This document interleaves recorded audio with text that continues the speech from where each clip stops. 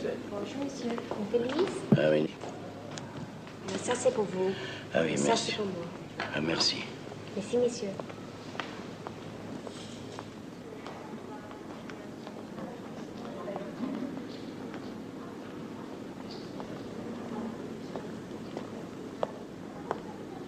So, the man in Moscow has agreed to send back the letter. For $1 million. For that kind of money, we're entitled to know his name. And then, what further need would you have of me? When you get back to Paris? 1 week, 10 days. I see. Well, you have 1 week to recover the letter. 7 days, Paul Yakov. There's your million.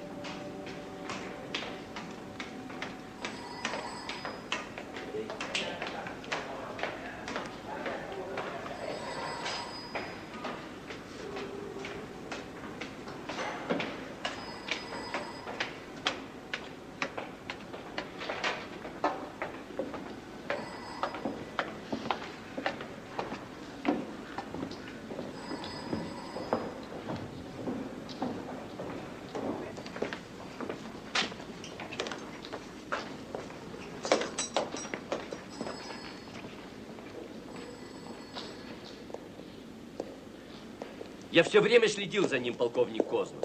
Через глазок. Я следил каждую... I watched him all the time, Colonel Koznov. I watched him every minute. Поляков не мог покончить с собой. Это было невозможно. Polakov could not have committed suicide. There was no way. Тогда я полагаю, что он жив. Then I must assume he's still alive. No, как они? How are they, Grotting? Хорошо. All right. The mother and sister? Нет, жена. No, Polyakov's wife.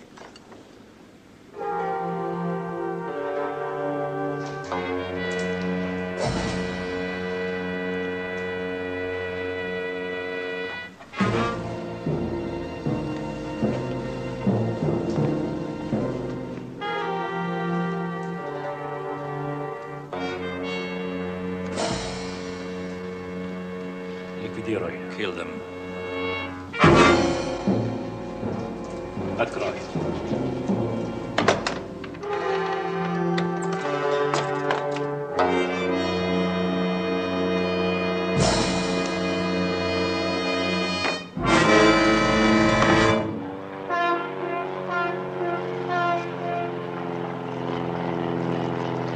Lieutenant Commander Charles E. Roan, you are hereby informed that at 1400 hours today, October 10th, 1969, you will no longer be under the jurisdiction of the Department of the Navy. Excuse me, sir? You are further informed that as of 1400 hours today, October 10th, 1969, your commission as an officer in the Navy of the United States will be suspended, and concurrent with said suspension, all rights and benefits accruing to you in the past or due to you in the future as either an officer in the naval establishment or a member of the armed forces of the United States will forthwith and forever be revoked and canceled.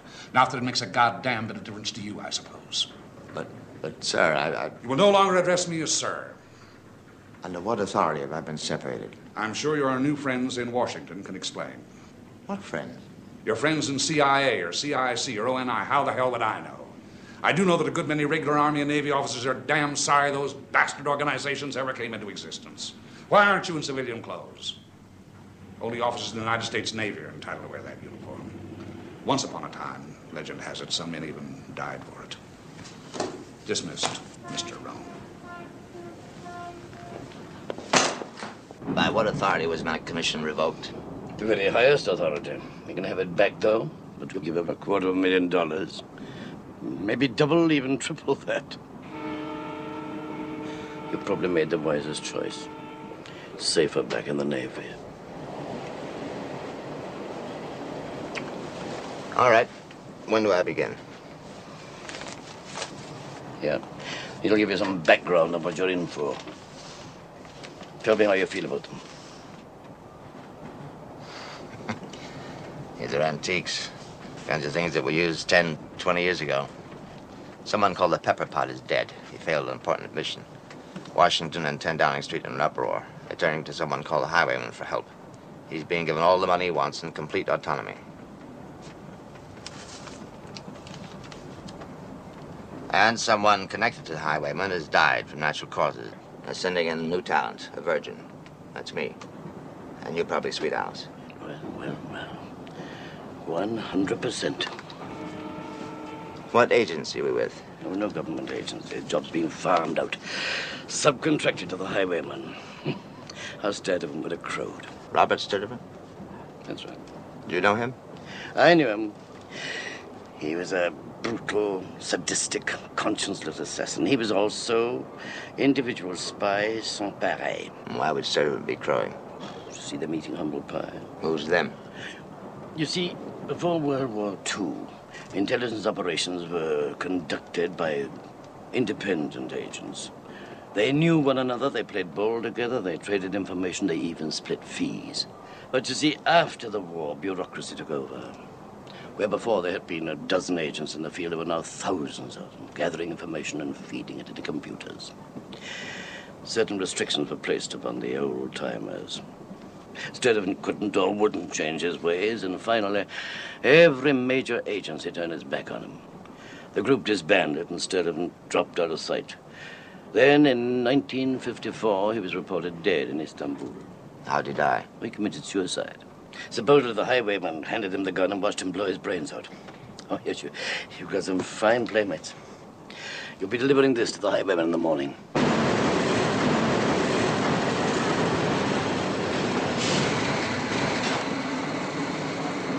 Mr. Charles Roan? Yes. Right this way, sir. The train was late. You've missed most of the service.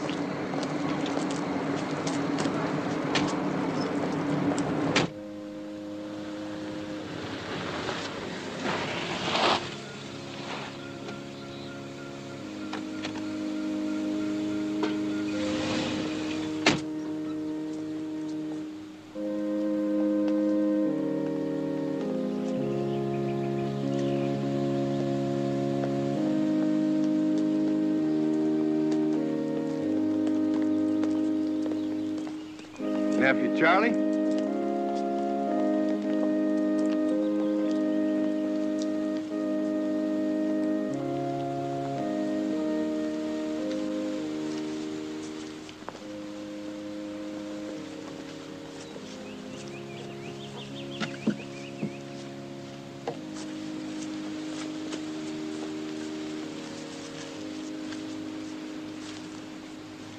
Unto Almighty God, we commend the soul of our brother. Raymond Hatfield departed. Earth to earth. Ashes to ashes, dust to dust. Who was Raymond Hatfield? Your predecessor, Scooter. Had a real good memory. Want some coffee? Now, I don't hold much with what folks call total recall, but I guess you and him come pretty close to having it. See, you're his backup man, his replacement. Sort of like football. Everybody on the first string got to have a substitute. Well, he up and died. Heart. So off the bench you come. Get the idea? I think so. Sorry to call you out so sudden-like, but old Scooter didn't give us much warning. Nephew Charlie. Now, you wouldn't take it unkindly if every now and again I was to offer you some little odds and ends of advice, would you? No, not at all. Well, my face is bothering you. It had a skin graft. Sure, a long time ago. One of those post-war retread jobs. It is not a thing of beauty. But if you are going to look at me, look at me. Don't check and recheck me the way you've been doing. Your file says you're as smart as they come. But smart don't matter a damn unless you're quick, too. You got to be both, see? Yes. Good. Good. Nephew, you ever read through that file of yours? No. Well, I don't recommend it. It might just turn your head. How many languages is it you speak without an accent? 7? 8. Only fault they can find with you is in the psychiatrist's report. They speculate about a death wish originating from your boyhood when you saw your mama and papa and brothers killed in a plane crash. What do you say to that, nephew? I'd say it's a lot of rubbish. I got a different idea about why you dove off that cliff in Acapulco and why you stuck your neck out so far in Korea. Nephew, they say that heroes can't imagine their own death, and that's why they're heroes. You go one better. You imagine you're immune to violence. Not only that, but you've taken the trouble to collect the proof. Now, which theory do you go with? Neither one. Neither one? Well, now, what do you think? I think I'm a superior combination of intellect and physique, athlete and scholar. When a risk is to be run, I formulate the ideal procedure and calculate the chances involved with exquisite precision. If the percentages are sufficiently in my favor, I put myself into motion, having absolute confidence in the performance of my reflexes. Nephew, the truth is you are full of yourself. How much you got there? $480,000. Right. 30,000. Keep it. You've been with the highwayman a long time. Long enough. You must have known Sturdivant. I know him. You didn't like him. He was a con man and a coward. He put out more bourgeois than Goebbels did in World War II, and he built his own legend. But the fact is, Highwayman did most of the work. He was the real brain. When did I get to see the highwayman? You have seen him. Let's go see him again. Was everything in the suitcase? Yes, sir. Well, nephew, I hope you're not adverse to traveling. No, not at all. By the by, how are you on tortillas and frijoles and all that kind of crap? So I'm going to Mexico. Yes, sir. You're going to Mexico to pick up Lord Ashley's whore. You're going to rustle up the Warlock in San Francisco and then make tracks to Chicago for the Erector set. Tell them the Tillinger Foundation is planning an expedition. Now, I'm sure about the others, but the whore might not want to come. He says that he's done his last job. Well, in that case, nephew, you give him $25,000 in advance to soften him up. Now, if that don't work, this will. 2 or 3 drops of that'll freeze him for about 24 hours. Another drop or so will give you, an additional 10 hours. Use more than 6 drops, call the undertaker. Now, I don't think he'll turn us down, but if he does, we want the body flown back to the States. Alive or dead, it don't matter which. Think you can manage? Yes. You'll be in New York in 4 days. Nephew, you got 96 little hours. You better step over here with me. Sit down. Switch on that electronic brain of yours and listen, because I'm only going to give you the names and numbers of all the players one time. The whore's in a coastal village between Acapulco and Zihuatanejo, called Papanoa.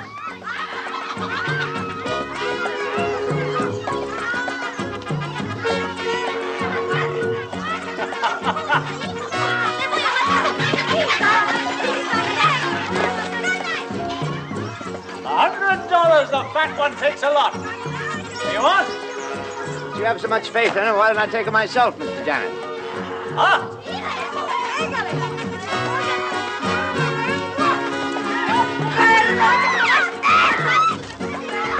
Pasora, Eleuteria, listen. Las gordita in the crutch. In the cojones. Yeah? Caprisa.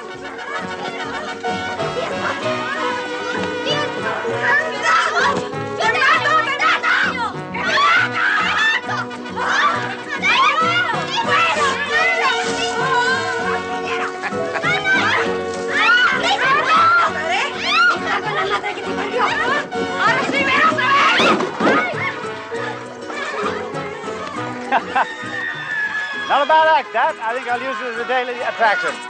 Where's Gordita, mire?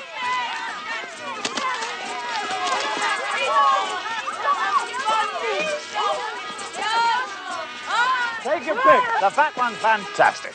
She's yours $15. You can have any of the other two for 10. The Tillinger Foundation is planning an expedition.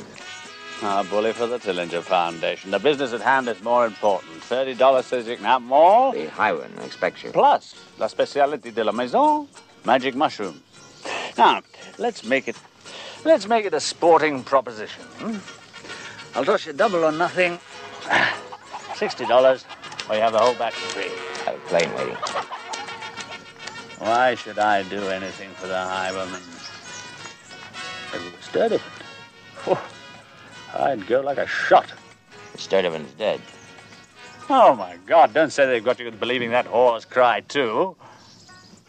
Chappie, I know Sturdivant. He never would or ever could take his own life. And where is he? He's waiting, my boy. Somewhere, someplace. He's waiting like a lion in a thicket. You mark my words, Chappie. He'll come up when the time is right. He's just waiting.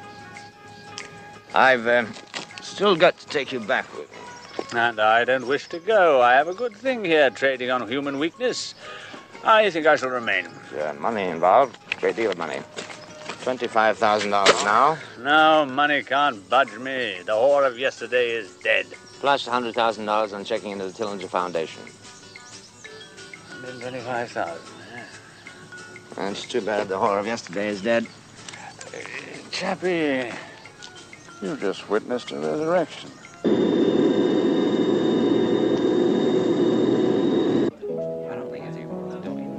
Well, no, wait. No, wait. Oh.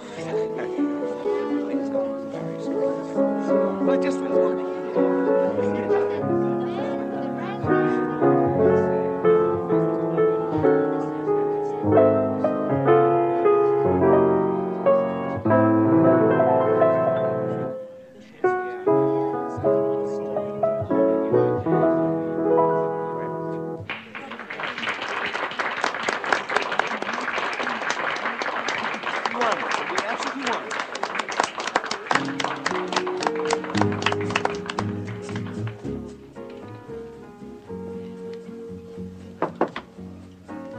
Greetings. To the warlock from the Tillinger Foundation. Greetings. The highwayman wants you in New York. When? Now. Is he planning an expedition? Yes.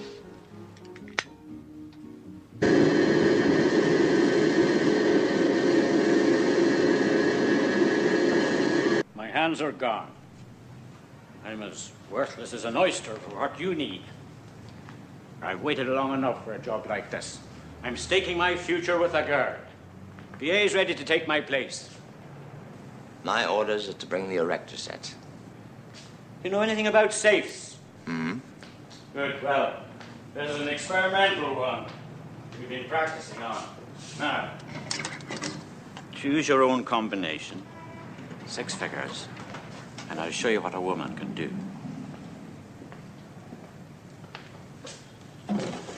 Just to make it a sporting proposition, let's set this time bomb for 4 or 5 minutes. Or, well, maybe that's a bit long. Tell you what, you set it for 3.5 minutes.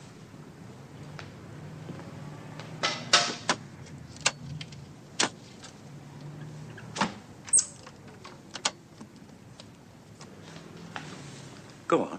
Go on. Ready? She'll work it with only one hand. What's your pleasure, right or left? Either one. Do it with your feet, B.A. Let's get down the other end of the room. We won't get hurt at that distance.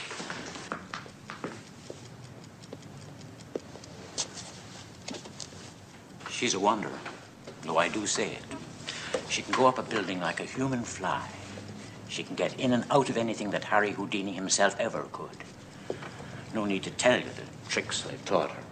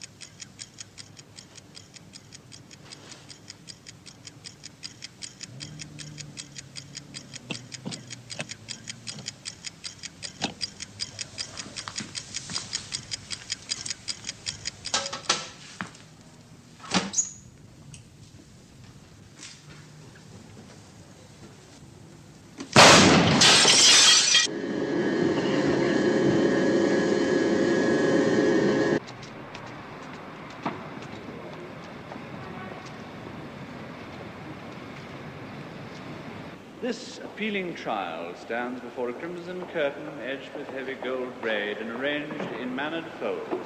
Welcome. The costume of the trial in the portrait A surprise. is not like that of the children. The founding fathers are not partial to surprises. No one is. First flight down, North Wing. I'll tell Mr. Ward that you're here. Fourth, the richness of the gown suggests Martinez Tommaso. The Virgin's on It's his certain way. she is of noble With a surprise. parentage, rather than middle class.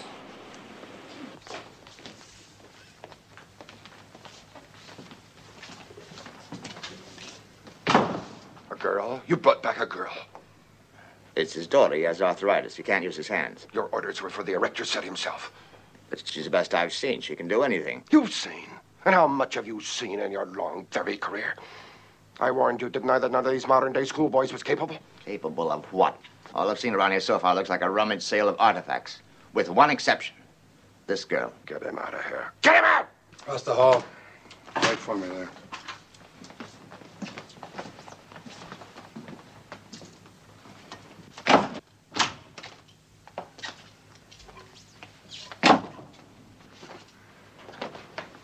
Well, nephew, you pleased with yourself? No, but he didn't have to lay into me. You took worse than that in the Navy. Have you seen what she can do? Sure, we've seen her. Excellent. That's not the point, nephew. You more or less forced that girl on us. She knows who we are and where we are. And we're beginning to wonder just how disinterested you are. Don't fool yourself. If I have no interest in the girl, whatever. Oh, I didn't say you had in the girl. But I am beginning to wonder how much interest you have in us or against us. You better watch it. They'll be coding you out as Hawkshaw. Stand up, nephew. Stand up. Now, there comes a day in the life of every smart-ass little boy when he must get his comeuppance. I don't have any of that high-priced training and all those fancy Oriental styles that you made such good grades in, but I'm going to take you, and it may kill you in the process. So, you just take this and use it the best way you know how. God, how corny can you get?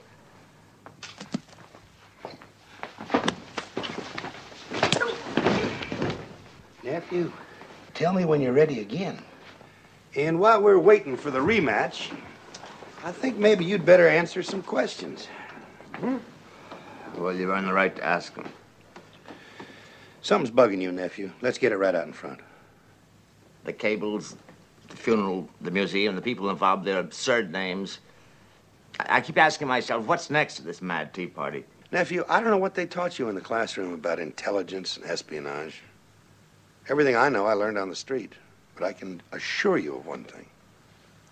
It has no size, no shape, and no rules. At the very best, it's what you least expect, so you got to be ready for anything. You want to be in on the fun? Shag right on downstairs and start learning your first steps. First, let your hair grow, especially the sideburns and the back of your neck. Use no oils, whatever, only water. Let the hair on your nose grow, and do the same with the fuzz on your ears. Now, your teeth. How many fillings have you?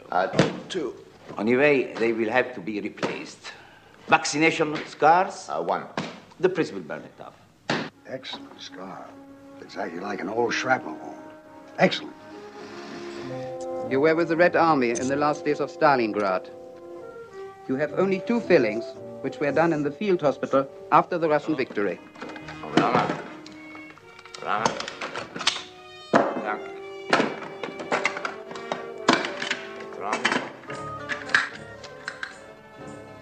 Look frightened, for God's sakes, for your work permit.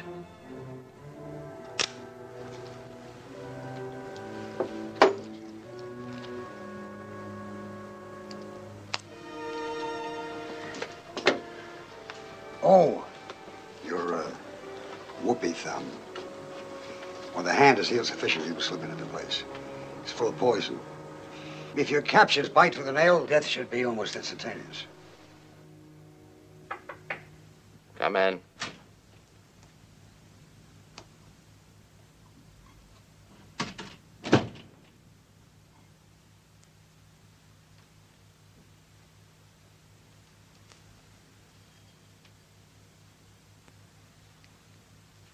Could I have a cigarette? I don't have any.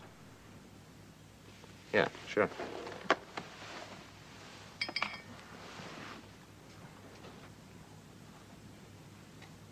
Thank you. Want a light? No, I'm going to smoke it in my room. Okay.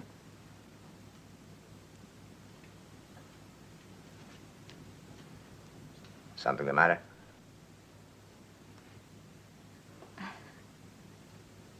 I've never been away from home. I've never been away from home. I've never known a man.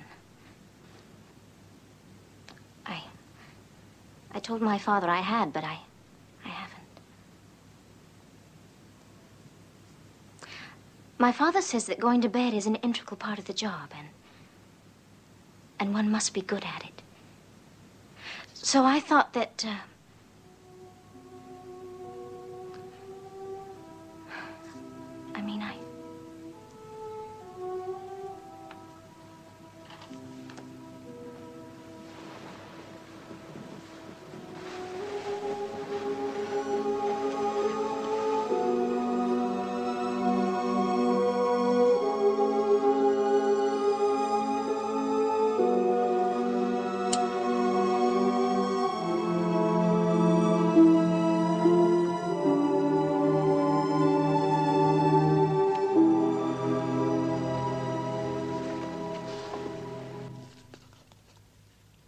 Passport, birth certificate, working papers, traveling papers, ID card, plus 110 rubles, 75 kopecks.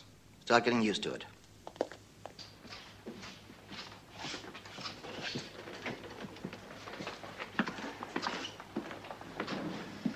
Well, well. What do you call him? Georgi Davidashvili from Tiflis. Nephew Yorgi, the time has come to find out just how well you have learned your lesson. Tell us about Polyakov. Name, Polyakov Dmitry Ilyich. Born Moscow, February 19th, 1905.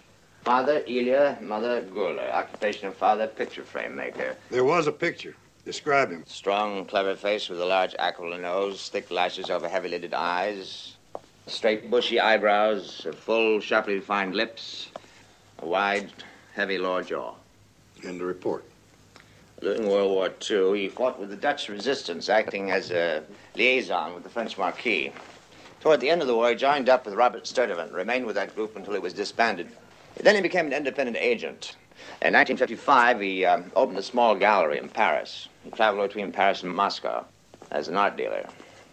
Most of his friends were homosexuals. Take two specific times, 1956 and 1969. Moscow, 1956, he met up with an old friend from university days named Chu Chang. Chang was connected with the Red Chinese Embassy. He and Polyakov cooked up some narcotics business. Polyakov liked money. He wasn't particular how he made it. The plan failed. Chang got caught, and Polyakov escaped. 69. In 1969, he showed up in Washington with material to sell about Russian-Hungarian relations. From then on, the information began to flow. During a 6-month period, he was paid more than $400,000. He never revealed the source of his information except to say that he was a high Soviet official. At the end of those 6 months, he married a young German prostitute, Erika Beck. People who knew her described her as being dissolute, highly neurotic, and apparently very much in love with Polyakov. How many times did you read that? Once. Bravo. Bravo, nephew. Sit down. Sit right down there, and I'm going to tell you the rest of the story. In August 1969, Polyakov appeared once more in Washington. He had a request from his Soviet source. What he asked for was tangible proof that a deal with the West was a realistic political possibility. What he really wanted, in writing, was a guarantee that the United States would assist the Soviet Union in destroying China's atomic bomb project at Lop Nor in Xinjiang. The top executive in one of the most powerful intelligence agencies in the United States government took it upon himself to write what amounted to a declaration of war against China. Polyakov was in Moscow with it the next morning. 4 days later, he reported from Paris. The letter had been delivered. That same day, 10 Downing Street and the White House both heard about it, and it really hit the fan. They began to raise all kinds of hell. The responsible agency was ordered to get that document back at any cost, so they contacted Polyakov. Polyakov agreed to talk to his man, and 10 days later reported back that the document could be returned for $1 million. Polyakov was given the $1 million out of agency funds, and he and his wife took off for Moscow. 3 days later, the Third Department arrested Polyakov, his wife, his mother, and his sister. And 24 hours after that, the Soviet press announced the capture and death of the traitor Polyakov. Koznov was praised for his work. Colonel Yakov Nikolaevich Koznov, chief of the Soviet Third Department, and during World War II, a remarkably effective espionage administrator. Koznov is a merciless killer. That's his aide, Lieutenant Vasily Vasilyevich Grodin. He was educated during the post-war technological boom. He's of the new Russia. Grodin's father-in-law, and the Kremlin's watchdog over the Third Department, Alexei Ivanovich Brezhnovich. Товарищ Брежневич, позвольте мне поздравить вас с чудесным... Permit me to congratulate you on the excellent speech you made. Thank you. I bought the papers.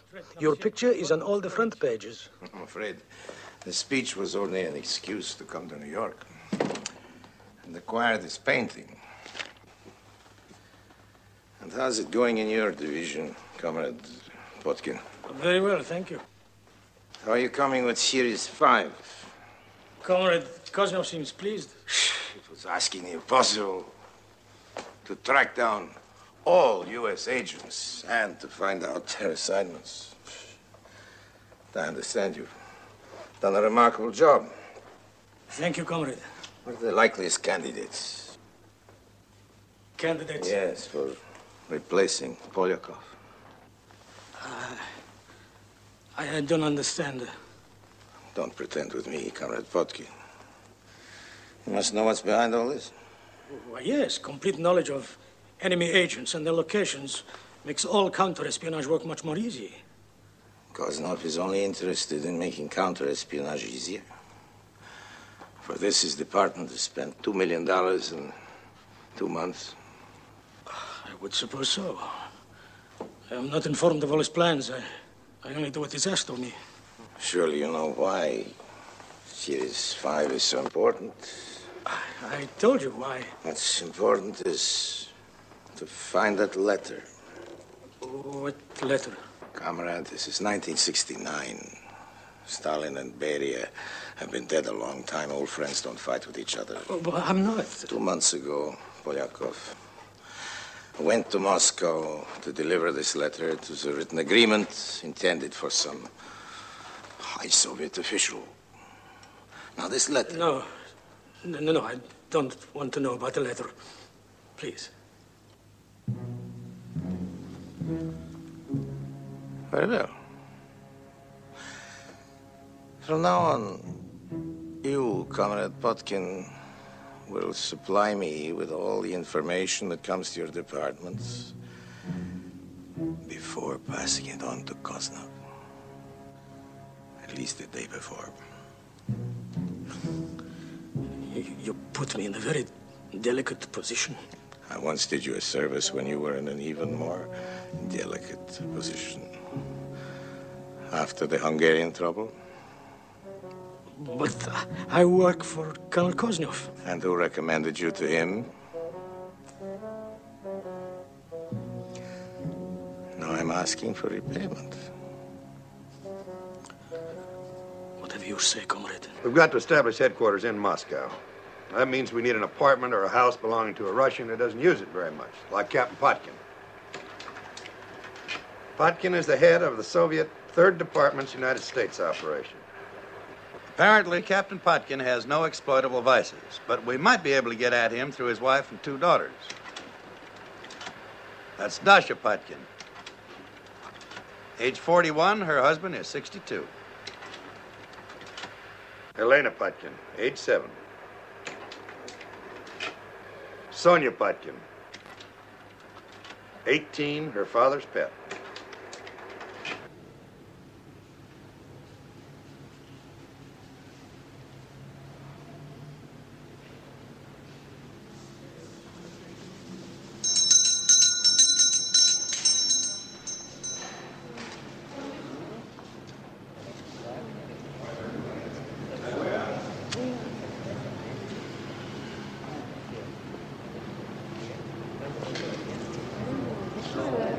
She lunches every day in the cafeteria, invariably alone.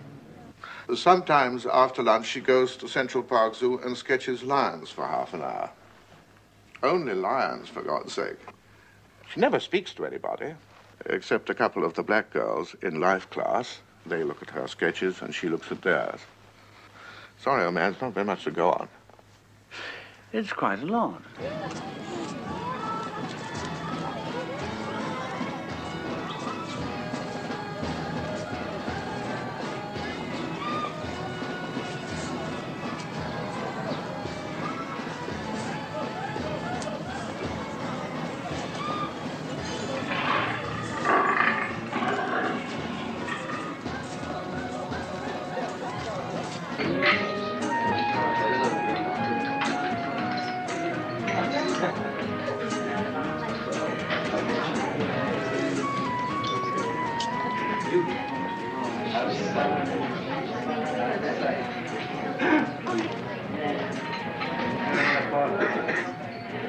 It's set for Thursday at 4.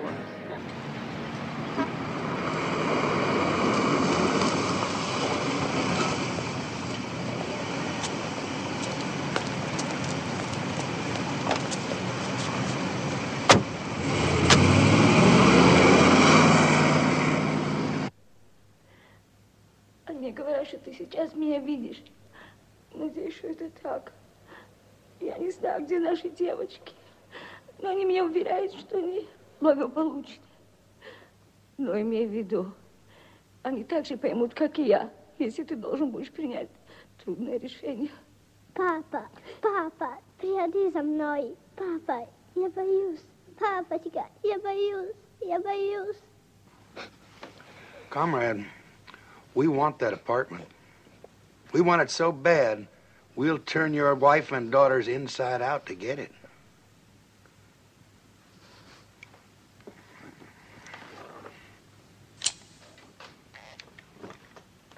That's at the Art Institute where I met you.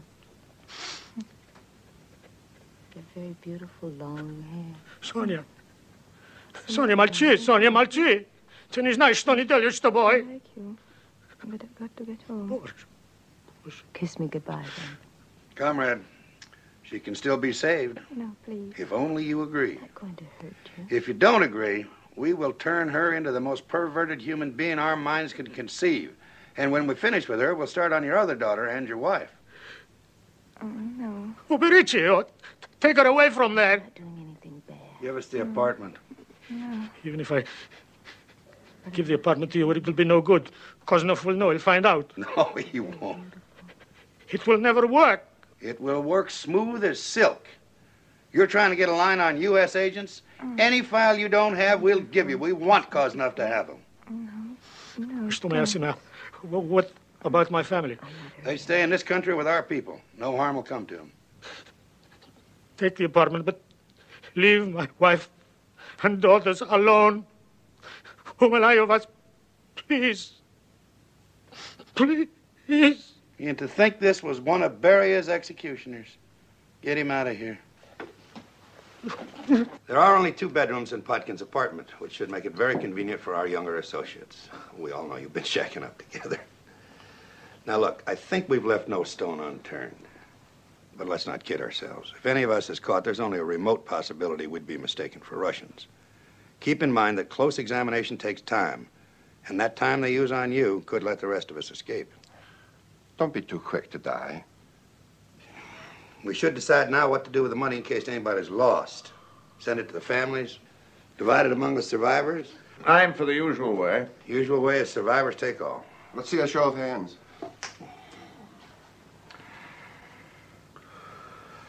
Well, we've all done our homework on Polyakov's file. Our first objective is to find his contact. Could be a hophead, a fag, a voyeur. We'll start our search in the sewers of Moscow. Horror will push hard narcotics, the warlock art, and homos. Roan, B.A., your assignments after we get to Moscow. When will we be leaving? That all depends on a snowstorm in Siberia.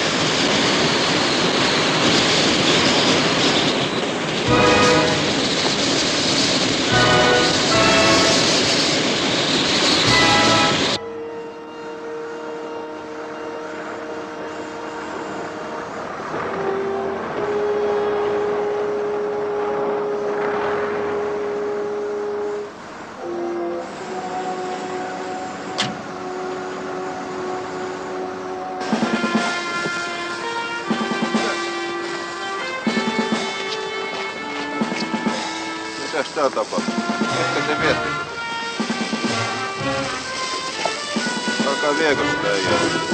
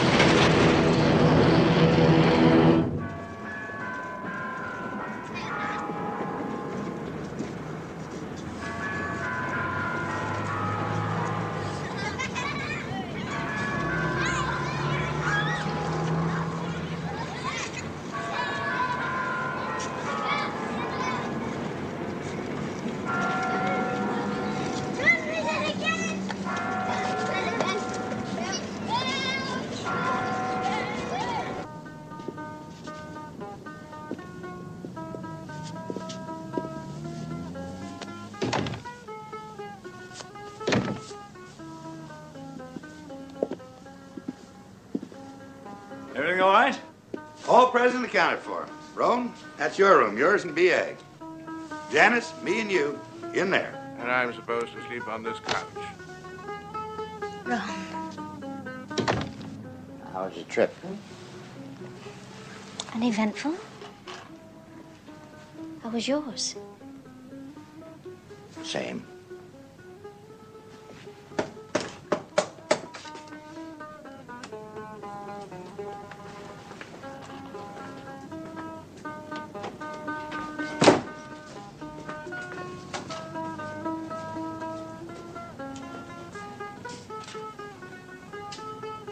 Nice, comfortable place old Potkin's got here. Yes, plus lots of relatives, maybe too many. Well, all of us won't be staying here together for more than a few days.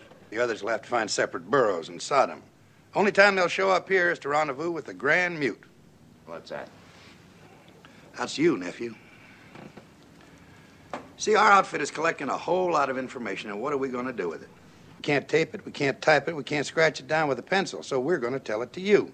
You're going to be our walking diary. Now, you just come around and sit in the big chair, and I'll tell you all about it. Now, whoever's here will put that red carpet out on the balcony. That's to signal the all clear. And this will be their guarantee that they're not talking to a stranger. We'll find some place to hide this out in the hallway. None of us be armed? Oh, no, nephew. They take a man with a gun, he ain't got a hope in hell. They go right to work on him, and that means his friends got less chance to get away. No. Now, let's get back to the Grand Mute. There'll be a separate code for each session for each person. Suppose the code's 18-3, a total of 18 on a series of 3. Now, you make a mistake, and one of them will put a bullet through your nose.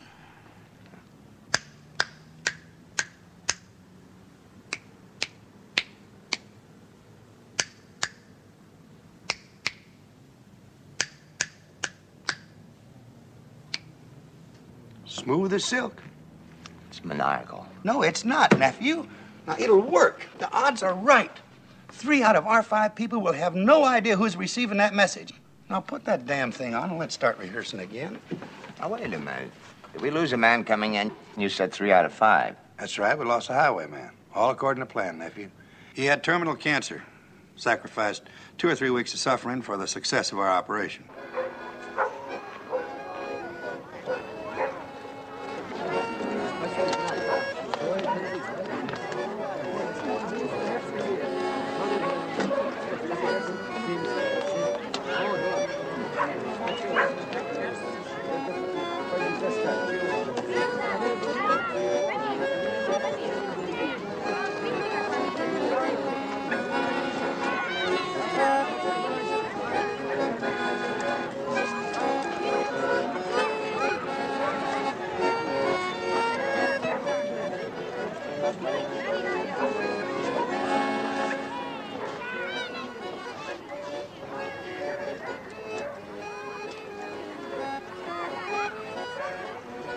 Это то, что вы ищете?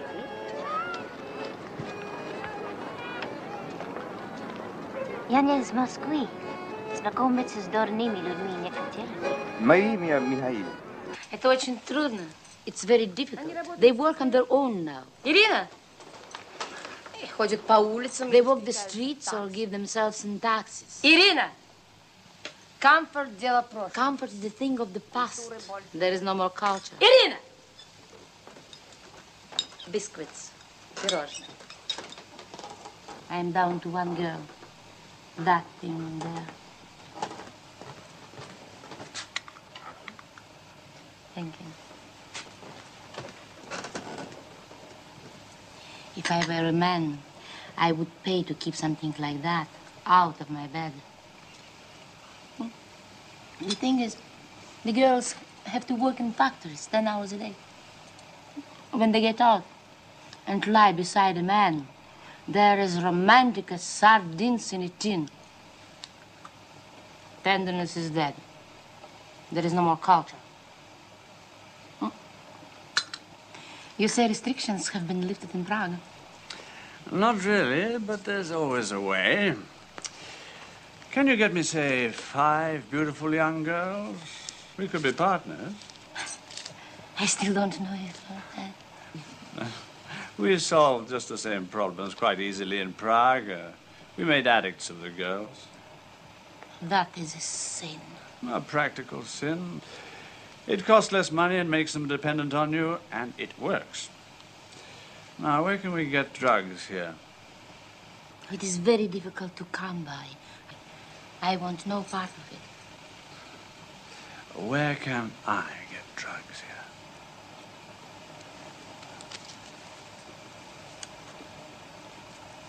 There is a Chinese. He's called the Kitai. Can you arrange for me to meet him? I will arrange it.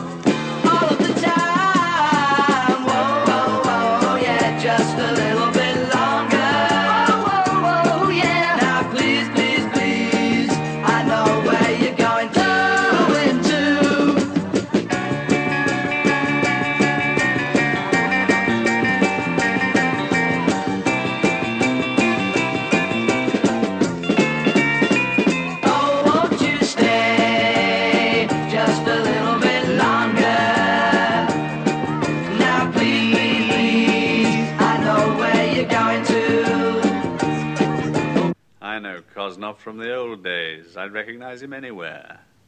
2 in the morning, he comes in himself after this beautiful blonde. He said, Erica, come home. They know her in the cafe. She and Polyakov used to go there together. She was Polyakov's wife. They all thought that she was dead and buried until last night.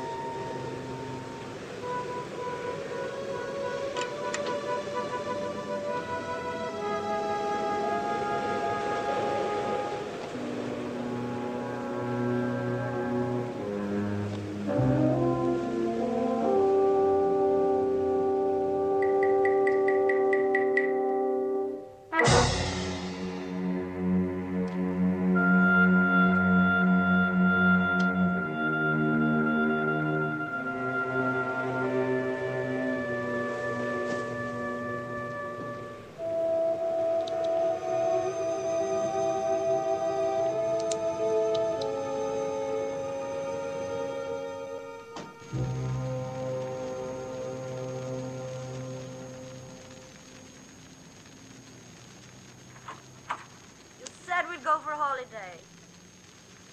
You said we'd leave at once. Now you say we can't go. Can't be helped.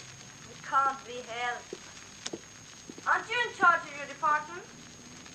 Aren't you the one who gives the orders? Something has come up. What? No, I can't discuss it with you. Why don't you marry me so you can tell me something? Like Polyakov did. Why don't you marry me so you can tell me something? I'm sure Polyakov didn't discuss his work with you. Are you? That's what you told me. Well, I lied. Then or now? Then? He told me things because he trusted me. What did he tell you then? Things. If you take me dancing, maybe I'll tell you.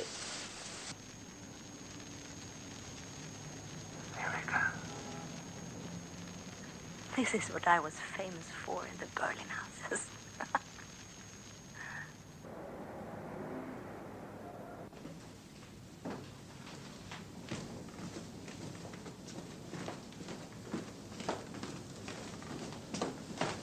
Sorry to disturb you at this time of the night, Comrade Krasnov.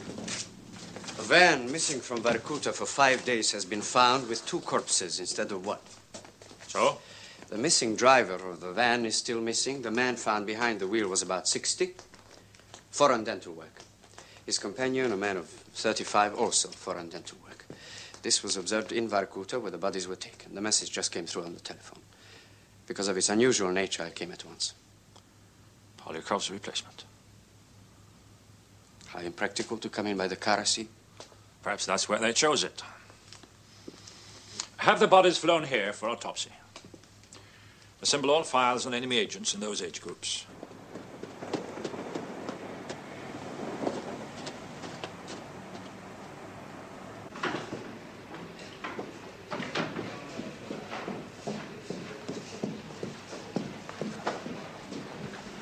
Моя докторская экзамен брит честь здоров. Ваш доктор.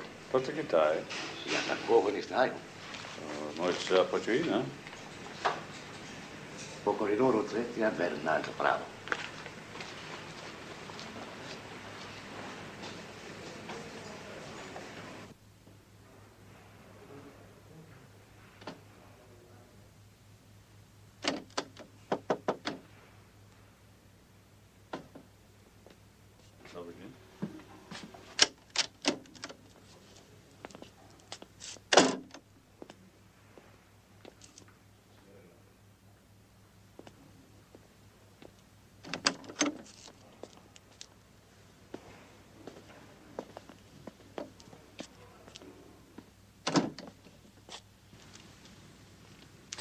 Ловите.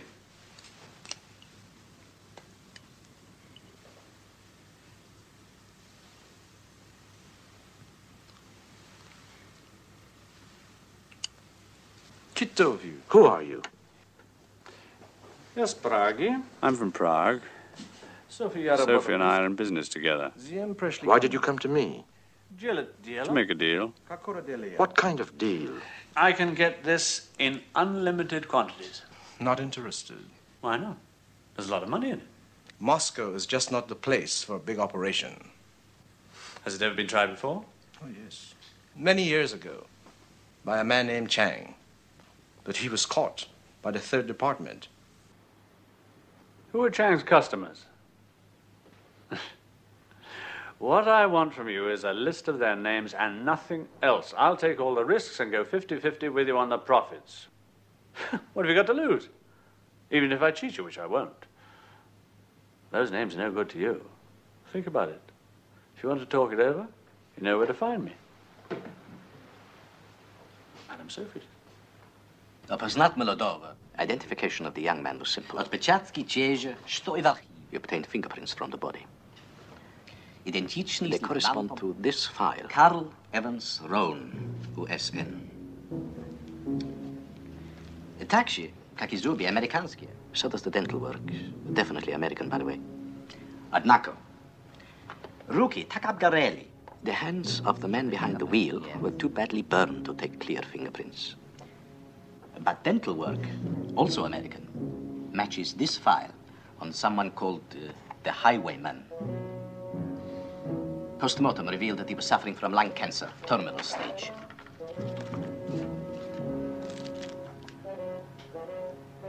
Highwayman. Is this file up to date? Yes, the latest from Potkin. Thank you, Corporal Doctor. And forward your official report, together with these files, to me personally.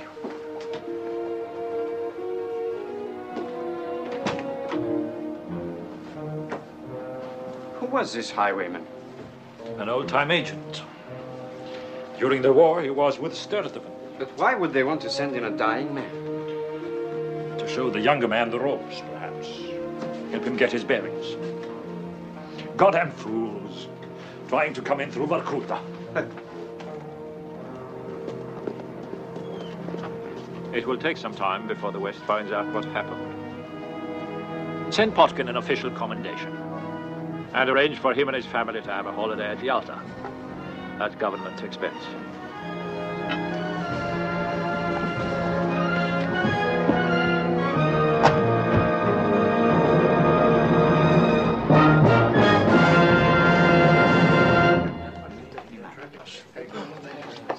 I heard something fascinating today about Gosnov, the chief of the 3rd Department. They said he got married. You never guess who to. Who? The widow of the traitor Dmitry Polyakov. You knew him very well, didn't you, Rudolph?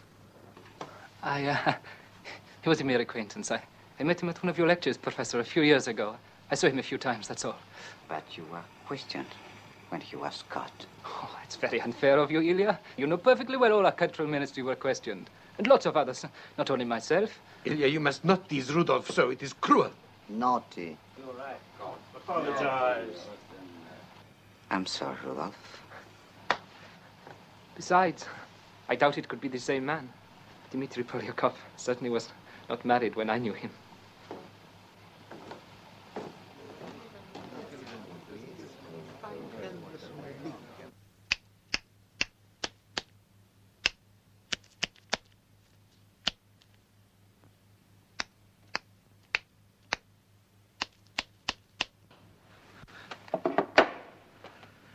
Rudolph says he's in love with me.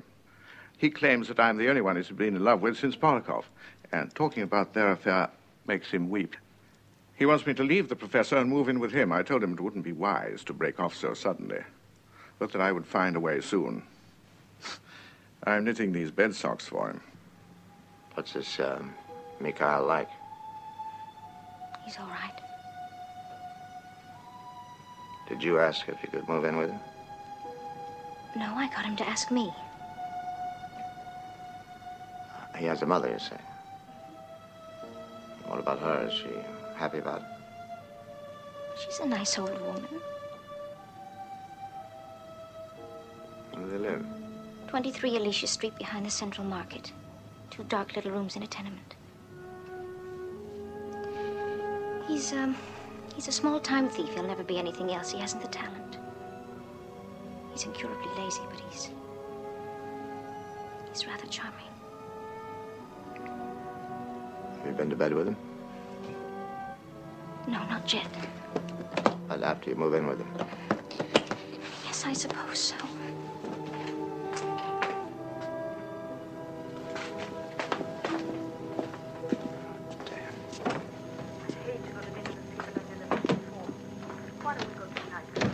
Hi, nephew. Get your ass in here. Like Polyakov did. Polyakov took me to all the nightclubs in Paris, and you murdered him. I don't know places like that. Yes, sir. Come on. Oh, that was a gentleman. I cannot be seen in places like that. Buck up, nephew. Buck up. Bored. You still got the grand mute, a receiving set, and me. Who wants to take you to nightclubs? Take me. If we finish early, I'll take you to one. Russians never finish eating early. You all eat like pigs at a trough. I want no talk like that tonight. I want you to remember the story. I want you to repeat it, just as I No, told wait. you. Now, listen. Besides our host, his daughter, and Claudia, there will also be Grigory Sergeyevich Kazar and his wife. Grigory Sergeyevich is a high-ranking Kremlin advisor, so don't make any mistakes, please. Who's this Bretnovich that you have to come running when he calls? Breznovich. Alexei Ivanovich Breznovich. Say it. Alexei Ivanovich Breznovich. Satisfied? I want you to remember it. And don't drink too much, please. Who is he anyway? Member of the Central Committee. He your boss? Mm-hmm. In a way. Then I go to bed with him so you can have a promotion. The guitar is sent for me and we've done a deal. These were Chang's customers. It's an interesting list. Includes 3 military heroes, a director of a ballet, and Alexei Ivanovich Breznovich. God knows if, after all this time, they've still got the monkey on the back. But I'll soon find out. And you know what? Kitai offered to pay me for information about Czechoslovakia. I'd say he's in the same business as we are. Za Zdorovia to the newlyweds.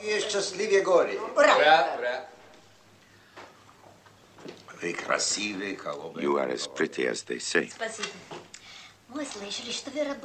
You were Colonel Kasnov's agent in Paris. Yes. It's dangerous work for a woman. If you believe in a cause, danger is not frightening. I could never be an agent. I just wouldn't have the courage, and I wouldn't have the duplicity required. They say that you married an enemy agent and brought him back to Russia to be captured.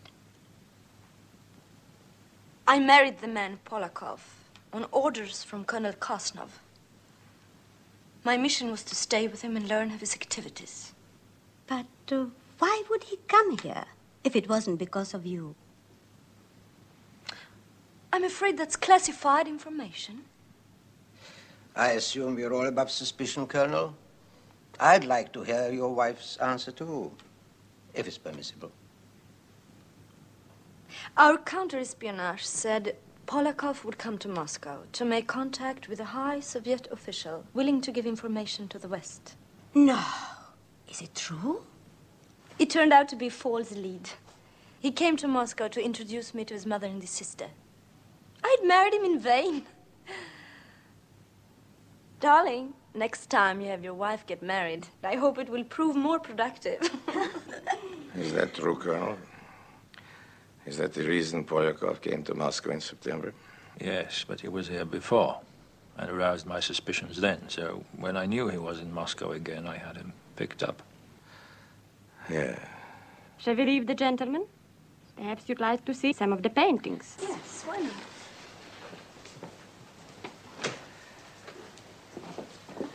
Comrade Kozlov, if this man, Polyakov, was indeed in contact with some defector of high rank, we want that traitor found as much as anyone. But he will be found. We are still more concerned about internal security. This incident near Vorkuta, the two men in the van, it is your opinion that they were enemy agents sent in to contact the traitor? Yes, most likely they were. After the police laboratory had finished with them, just as a routine double check, Comrade Kazar and I had the two corpses taken to another group of doctors, Colonel. Your report, the official report, claims that the two men died in the crash. But according to our doctors, this was only true of the agent called the Highwayman. Charles Rohn was dead before the fire began. Dead and frozen, Colonel. That is possible. Now, this highwayman used to work for the notorious Sturdivant. And as you know, Sturdivant had a pattern. He began every operation with a diversionary move. And you think that is what happened here? Well, if our doctors are right, Colonel, a dead man was carried into this country. The second man was to have left the corpse as a decoy to divert your attention to a specific area, and then escape. But we did observe there was a difference of degree in the burning of the bodies. But the highwayman was pinned behind the wheel. Rohn was thrown to the floor. Flames from the explosion melted the snow. The water collected around him in a pool. His body had to be chopped out of a solid block of ice. It is quite conceivable that under these conditions he would appear to have died a little earlier. If there was a slight variation of time, it is of very little importance. Indeed. Shall we join the ladies? As to Sturdivant's so-called pattern, I can tell you this. He never sacrificed a single man on a diversionary move. Perhaps you know more about him than I do.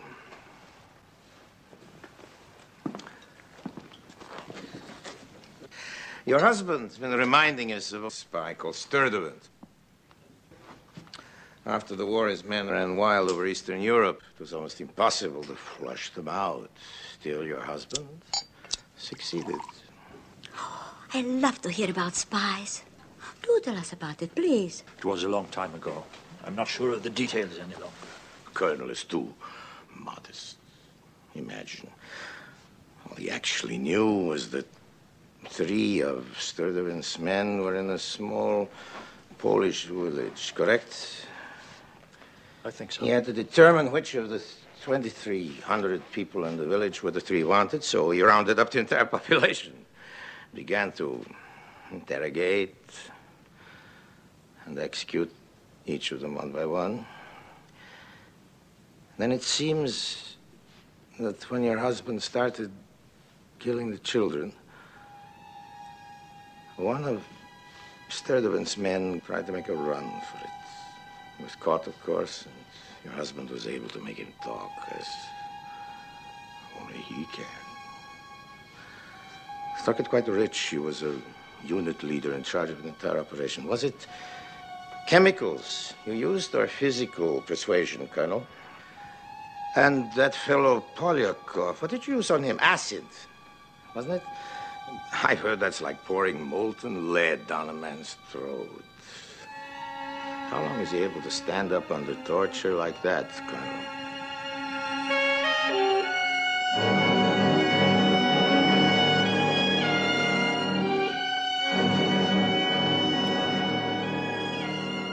Don't worry, Colonel. She'll be all right. After all, a wife has a right to know exactly what her husband contributes to society.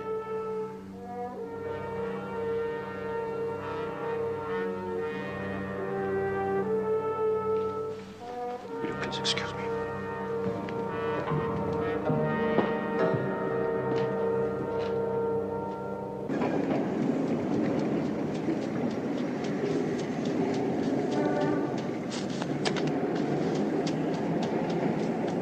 Помнишь меня? You remember me? Помню. I remember. Хочу курить эти папироки. You get me something to smoke. Понимаете? You know what I mean. Понимаю. Yes, I do. Мне плохо. I'm in great pain. Сейчас, одну минуту.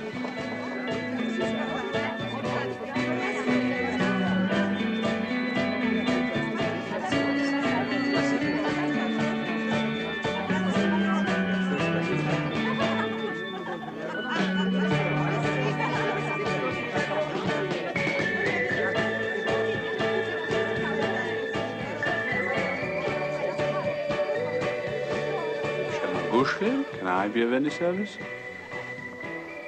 Хочу очень крепкий, but I want something strong to smoke. Понимаю. I see.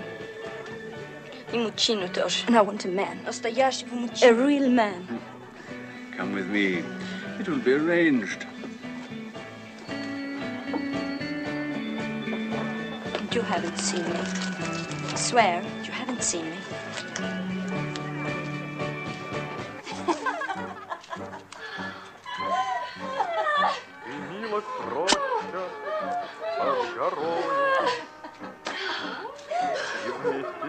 Горел закат, нас оставалось только трое.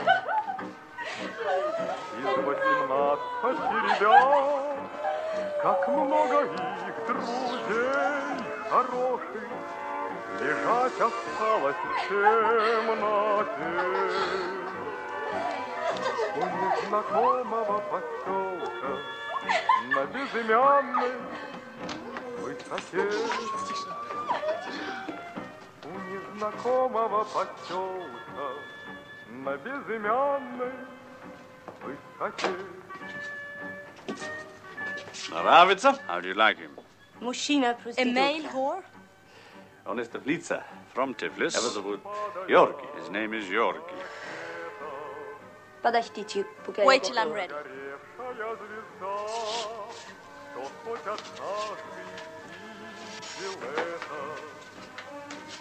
Тот не забудет никогда, он не забудет, не забудет атаки яростных.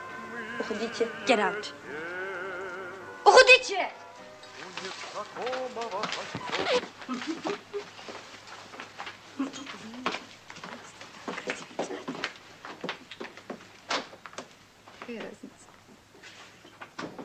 Проститутка. Vad är Sula? Come here.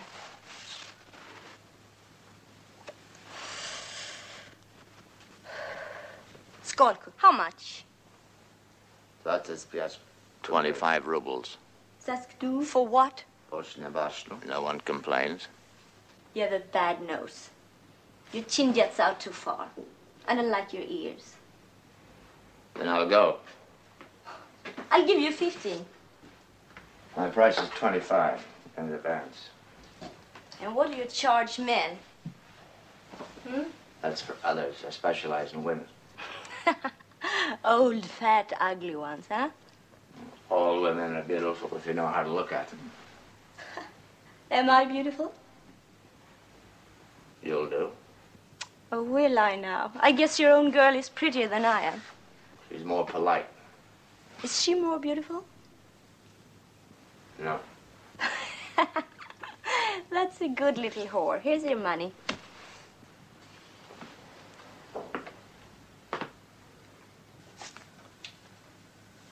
Kiss my foot. Your shoes on. Kiss my shoe.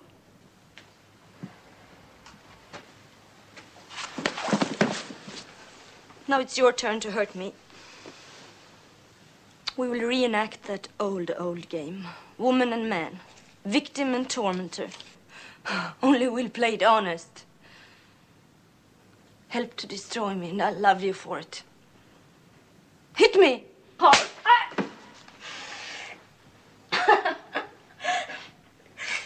You're beginning to learn, huh?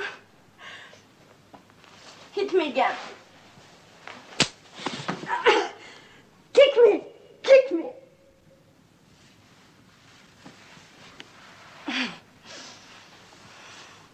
You're the whore, the slave. You must do as I command. Get somebody else. My little priest doesn't like the game of life. Okay, we'll find something else to do. Come here.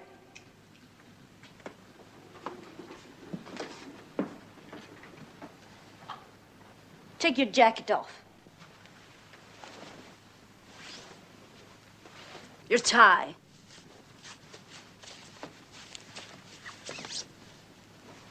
Your shirt.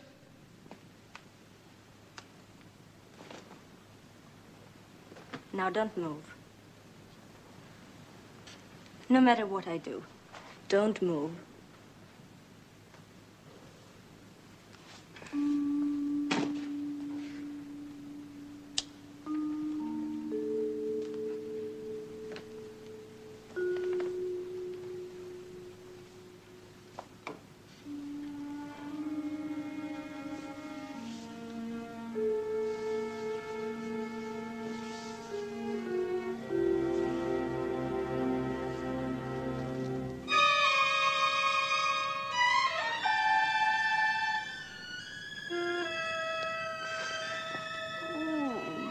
Poor lover. Look what I've done to you. Poor little whore and husband.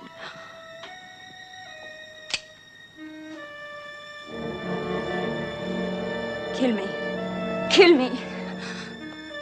Or I'll kill you. So help me God, I will.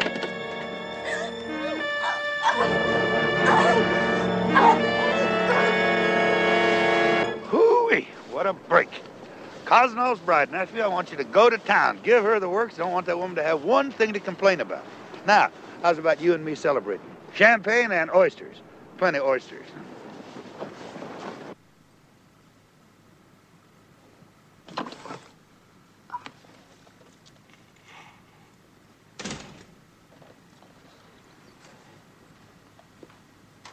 Erica.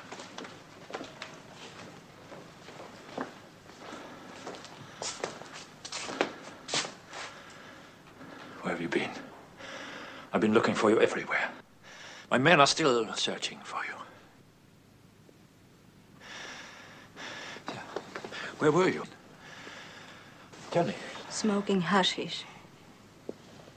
In one of those places that doesn't exist. Smell.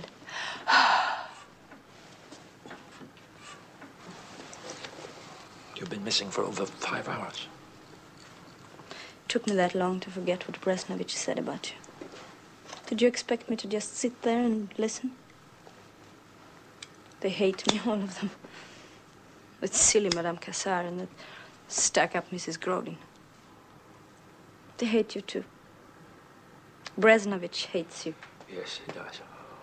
He has always hated me. Many years ago, he tried to replace me with a Western agent, the man called Sturdivant. Comrade Bresnovich offered him my job. My job! What do I care? You should. You wanted me to tell you things. Well, I am.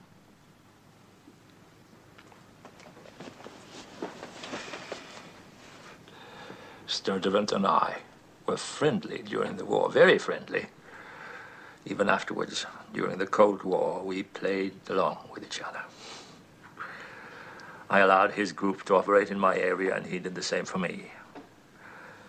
But such an arrangement called for a measure of trust on both our parts. And you betrayed him. I had no choice. Breznovich was after my scalp. I had to do something spectacular. Sturtevant swore to kill me. He died before he could carry out his threat. I nearly went out of my mind last night. Come on. Come. Let me hold you in my arms.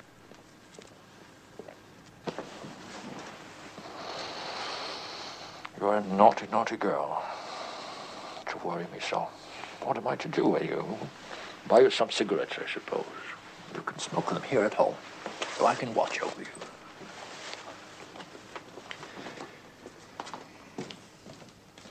You know, when he first met Polakov, Rudolph was working for a department in the Cultural Ministry. He was responsible for the cataloguing of art treasures stolen by the Germans from France and Italy. They hit it off instantly, took an apartment together, and spent what Rudolph calls the happiest months of his life. Then Rudolph introduced Polakov to his boss, Alexei Breznovich. And after that, everything was different. Polakov suddenly became cold, then disappeared. Didn't see him again for 3 years. About 4 months ago, he came home one night, and there was Polakov waiting for him. He told Rudolph that he was in serious trouble, and he said his affair with Breznovich was over, and that the split-up had caused bad blood. He confessed to being afraid of Breznovich. What a spot for Breznovich to be in. He could take his pick of the masterpieces, destroy the files, and unload the paintings through his boyfriend in Paris. Now, I'll tell you what I'm going to do. I'm going to scoot right on over to Paris and check on just what Polyakov sold. If they're important works, they're traceable. There might be a rumble in the art world. I'm leaving now. You move into Madame Sophie's. And don't you come back here except for the Grand Mute sessions. Remember, nephew, there is nobody guarding your rear, so watch it. How are you getting out? Escape route. But as time is of the essence, I'll come back by plane with a different identity, probably French. I'll be back in 4 days. Friday on the 3 o'clock plane. Mikhail and I are doing very well in the black market with stolen electrical equipment. He says I bring him good luck. Now that he knows how good I am, he wants to do bigger jobs, so he's out casing luxury flats this morning. But don't worry, I won't do anything foolish. He's easy to manage. I hear that Roan has become a prostitute. That makes 2 of us. I wish I were home with my father. I want to go home.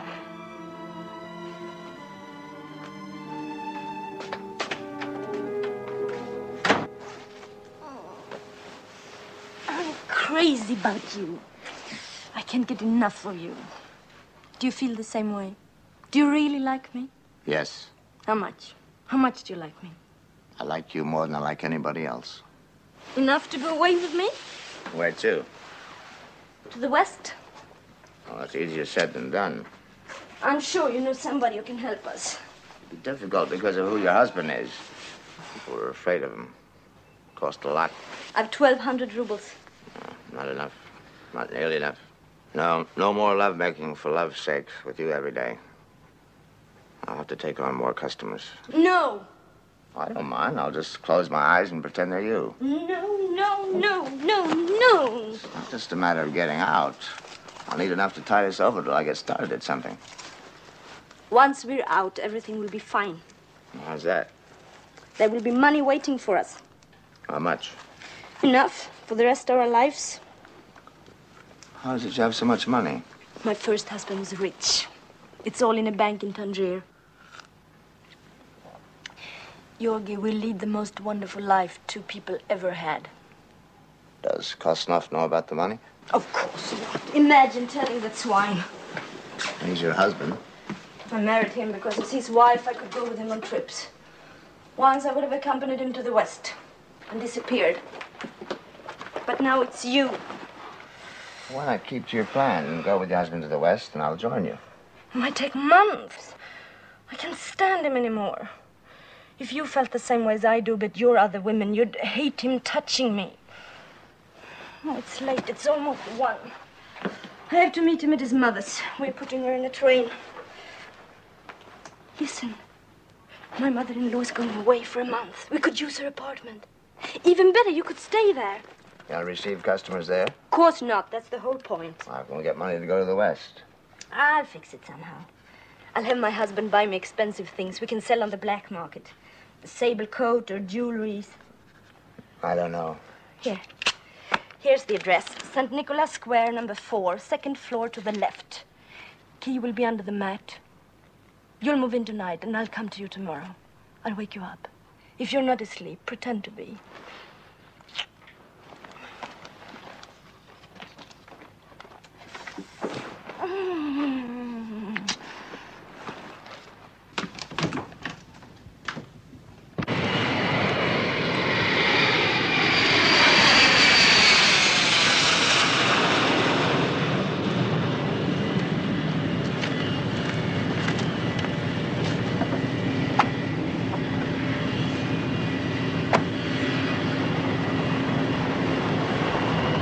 At your mercy, comrade. You helped me in Hungary. Help me again. Please. Please. Get them all. Make them talk. Make them tell where Dasha, Sonia, and Elena are. If even one of them escapes, my family is lost.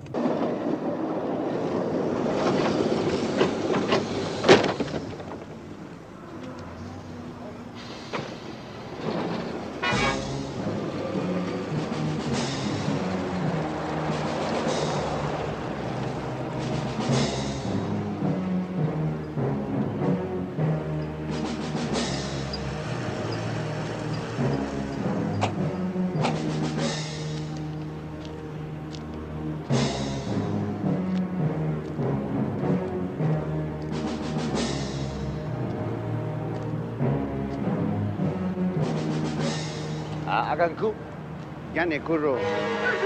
Hey, tayo!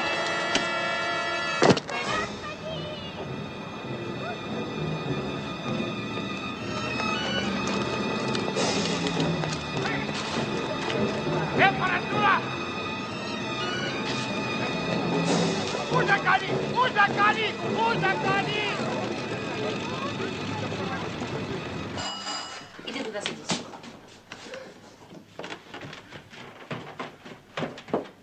Кто там?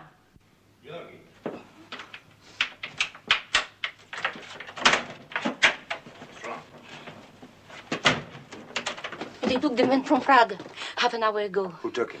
The secret police. I thought at first it was a raid, but they didn't bother me or the girls. They were after the man from Prague. They grabbed him, put handcuffs on him, and marched him out. Do you know what it's all about?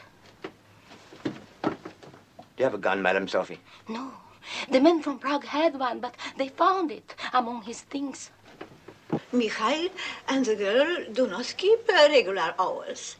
They may be awake all day and all night. Well, try to find them. Try every place you can think about. And tell the girl to forget about seeing the mutilatory. Not to go.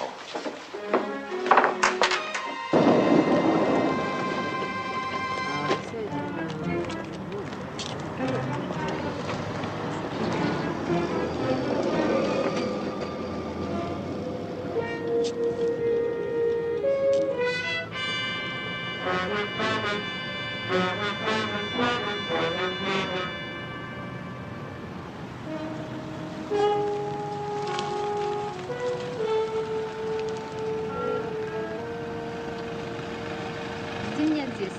Я сейчас вернусь.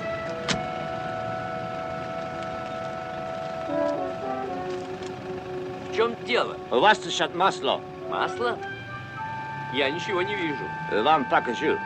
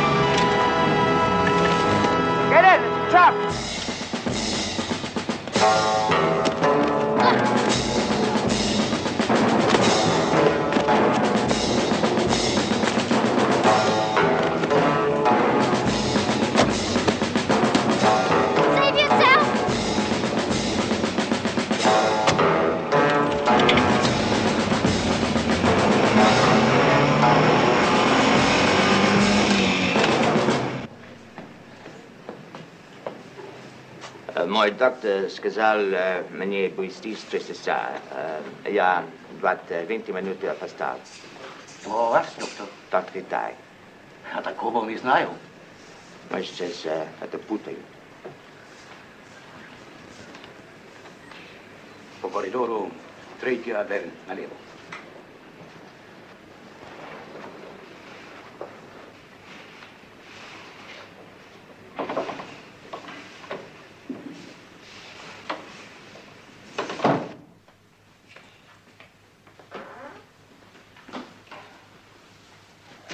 So, you are a friend of the man from Prague. What do you want from me? There was a document on the market last September. There were two interested parties, the Chinese and a member of the Central Committee. A man named Polyakov had it. It was for sale to the highest bidder. You made all the arrangements for its purchase and delivery. I don't know what you're talking about. I think you do. Find out if it can be repurchased. I'll be back tomorrow. Astrano Rosanna!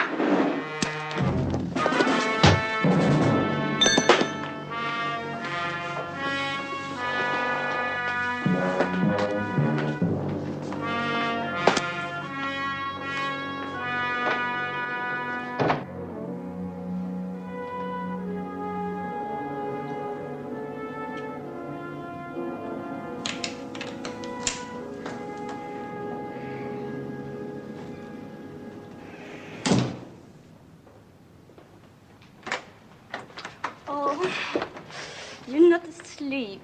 You were supposed to be so I could waken you. Oh, you're here. Darling, you're here. Listen, Erica, I'm onto something, a way to get us out. Last night, I met a man, an old friend of mine. He told me there was an important raid yesterday. Some Western agents were captured. One woman and 2 or 3 men. Yes. You'll pay for information about them. Undress me. Okay, you'll pay 20,000 rubles. It's our big break. We can get out. Your husband will tell you about it, won't he? You can get him to tell you. Yes, darling, I'll ask him tonight, but be good to me. Please. He wants to know right away. Afterwards, I want to kiss you all over. Okay. Inch by beautiful inch. Okay, he must know in case they're being tortured. Stop it, Georgie. You're torturing me. Erica. Damn you. Okay. Tell me about it again. Some Western agents were caught by Kosnov's men in a raid yesterday afternoon. Are any of them still alive? If so, where's Kosnov got them? Yesterday afternoon? Impossible. Why? Because I was with Kosnov all day yesterday. We had lunch with his mother, and then we put her on the train to Yalta. We had drinks and dinner with the Khazars, and we went straight home and to bed. I dreamed about you. Kosnov must have thought it was him I wanted, but I woke up and I pushed him away. There now.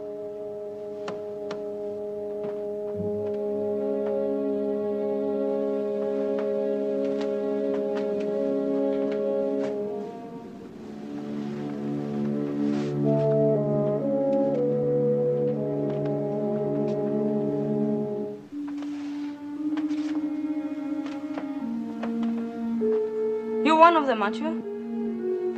What? You're one of the men they're looking for. One of the men they didn't find yesterday. I don't know what you're talking about.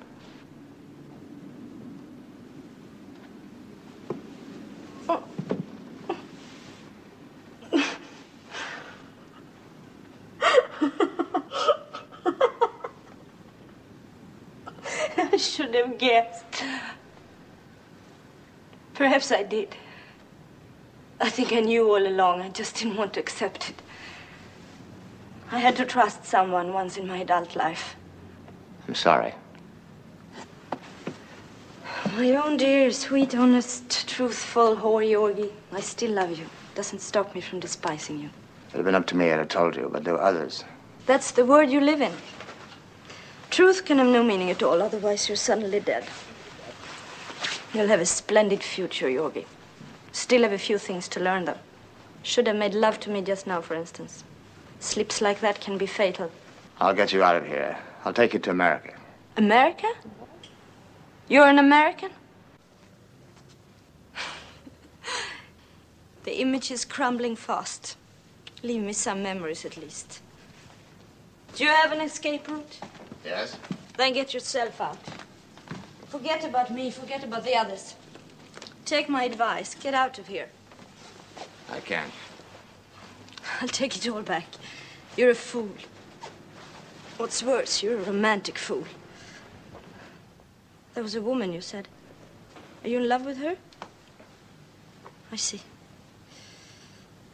I do what I can to find out about her and the others. You can stay here. Don't worry, I won't betray you. I'll try Melina Kassar first, if I get any new cell phone. Ring 3 times and hang up. Ring back immediately and I'll answer.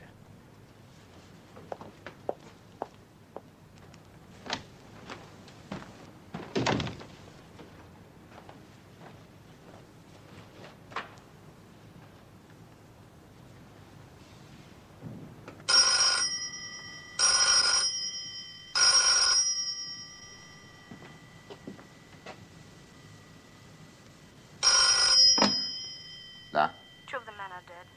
Third one is being held for questioning. Say the girl took poison. She was dying.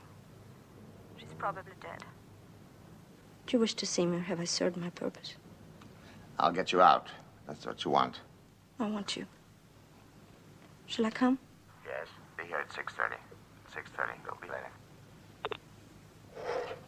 Please tell Comrade Bresnovich this is Polyakov's replacement. Bresnovich will telephone. I know who stole art treasures from the USSR. I know who supplied top-level secrets to the West. I know who the document was intended for, where it is, and whose name is on it. Yeah? I've written 4 letters, naming names and giving dates. 2 have been mailed to Washington. In a matter of hours, the other 2 will be in the hands of the Central Committee. Are they recoverable? Under certain circumstances. Are you selling? Trading. What? Your raid yesterday. Any survivors? 1 man. Who? Board? Have them brought to your house. I'll call back in half an hour.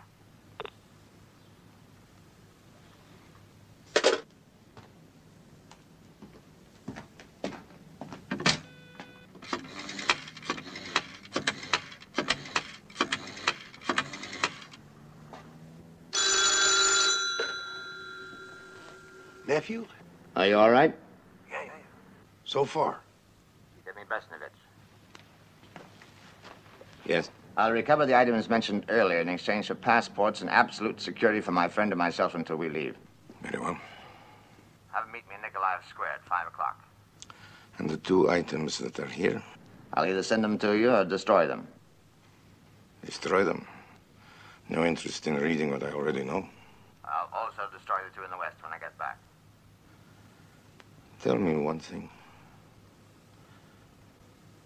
Where is the Kremlin letter? In Peking. Peking.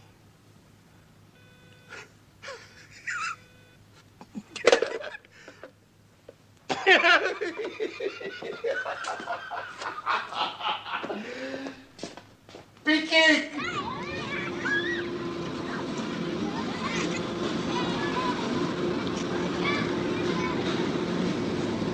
Nice work, nephew.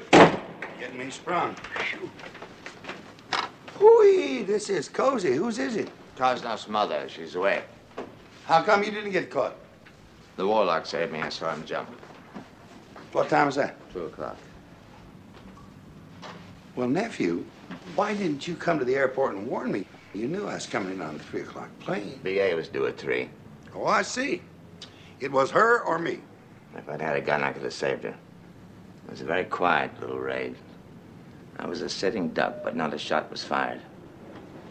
I guess Bresnovich didn't want the 3rd Department to know.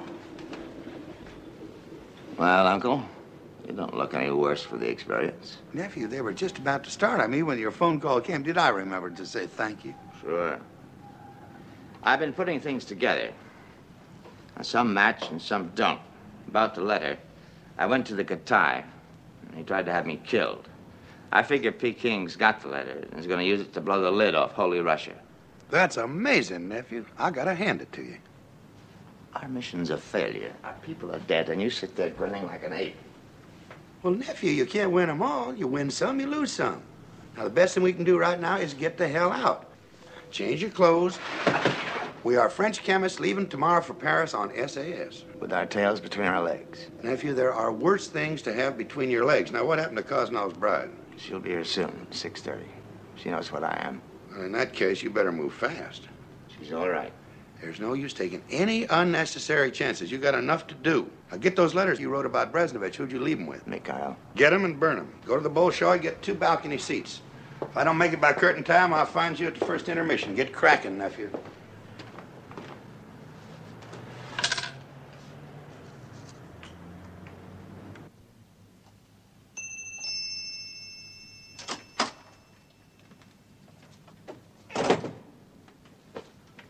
Yogi?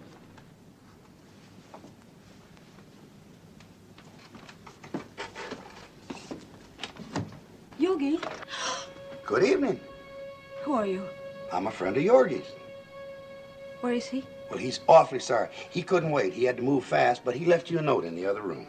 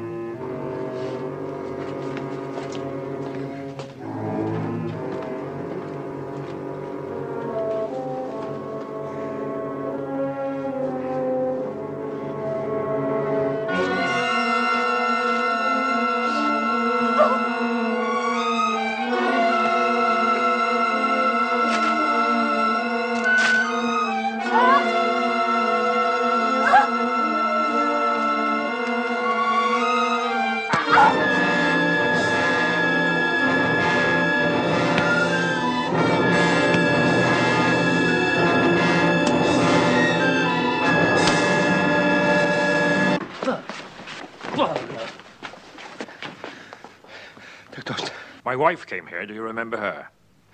Yes, I do. Who did she come to meet here? No one.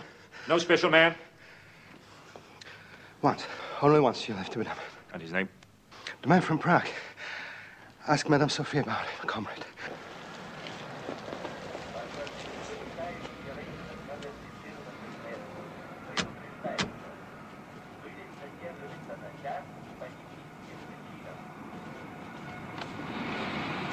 Пассажиры, вылетающие рейсы номер 14 на Иркутск, предупреждаются. Вылет задерживается на час по техническим причинам.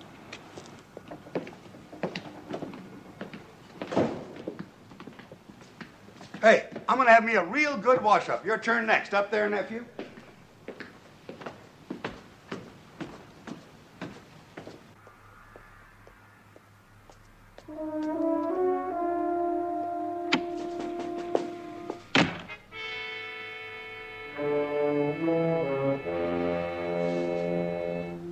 Is this Yorgi? Is this Yorgi?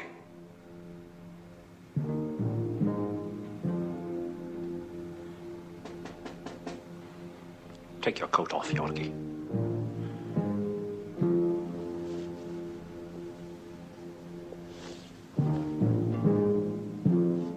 And your jacket.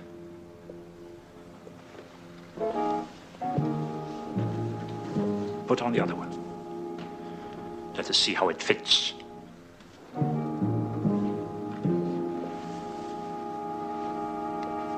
Out.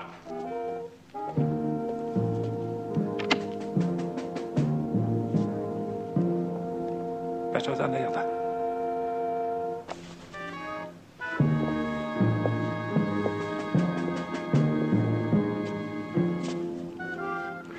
For how long had you known my wife?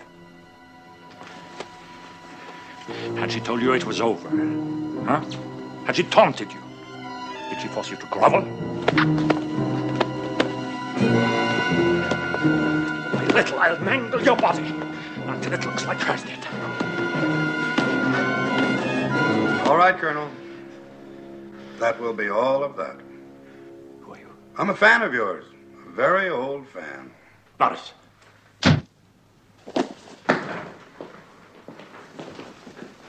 Stranger! No, Colonel.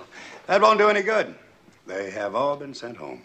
Breznovich is behind this. No matter. It's my idea. All mine. I seem to know you. Oh, yes. You know me. The last time our paths crossed was 20 years ago. It's taken me all that time to catch up with you. You're a very hard man to see, Colonel. I had to go to great lengths. So you killed her? Colonel, you're so calm, so logical, so reasonable. I had to catch you off balance. It took some doing, but it was worth it.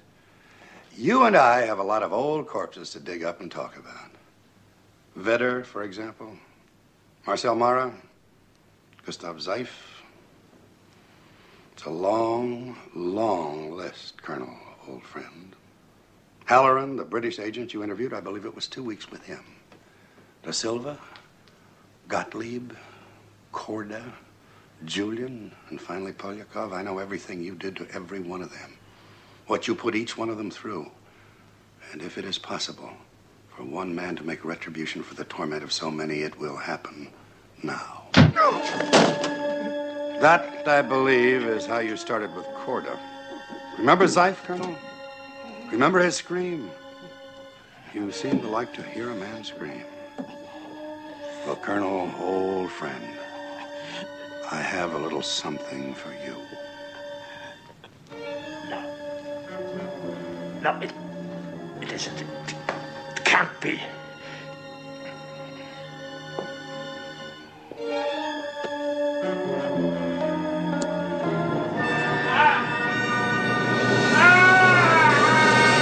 Come on, nephew, hurry up. Got a plane to catch. You know, I still can't get over it. First time across, and you come up with all the right answers. Damn smart of you figuring out that chink angle. Though it is a sorry shame to lose 4 good agents on a wild goose chase. Still, it does make us that much the richer.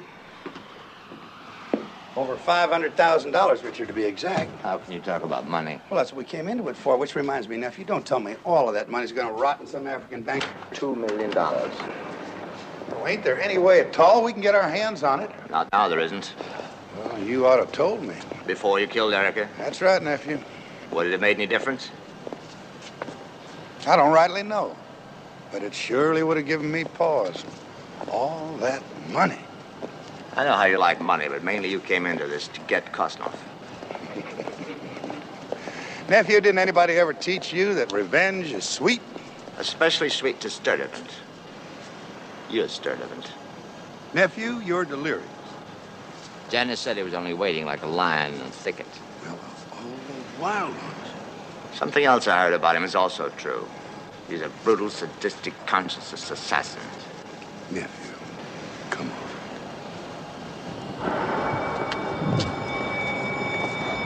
Лейтенант Щуков, доложите главную контору аэродрома.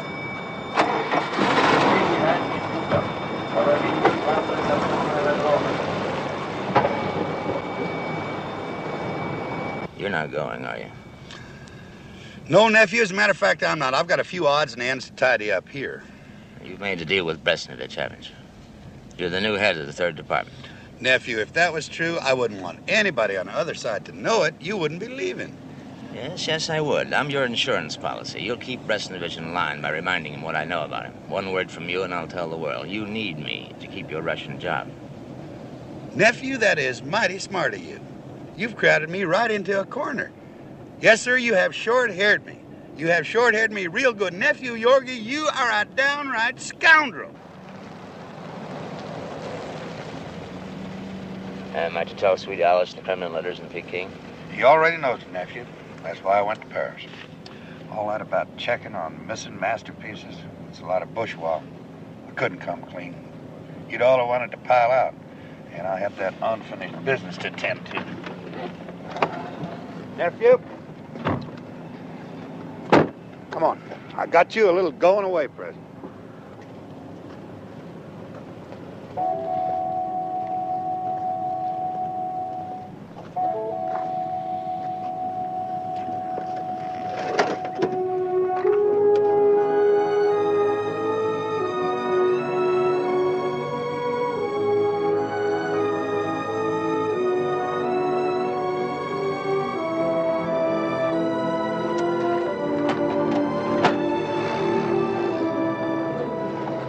We had a hell of a time saving her.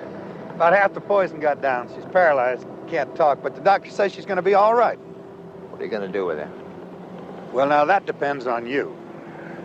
As long as I got that girl where I can keep an eye on her, I kind of figure you'll use a little discretion in what you tell people about me. I mean, like how valiantly I died. I mean, how valiantly Ward died. I'll get her out. Somehow I'll get her out.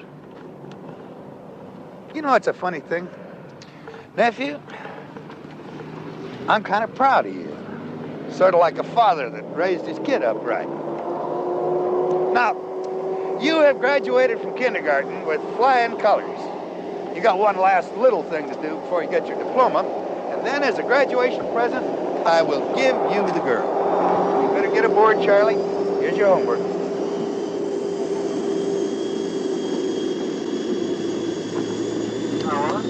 Maximum altitude, 39,000 feet, about 5,000 meters. Kindly fasten your seatbelts now, and we wish you a pleasant flight.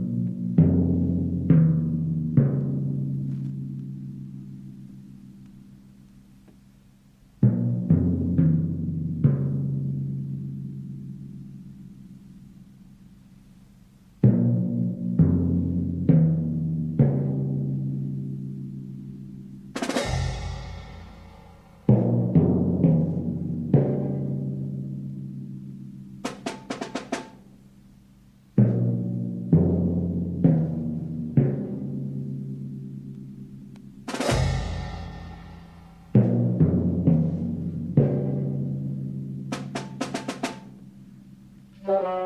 Thank you.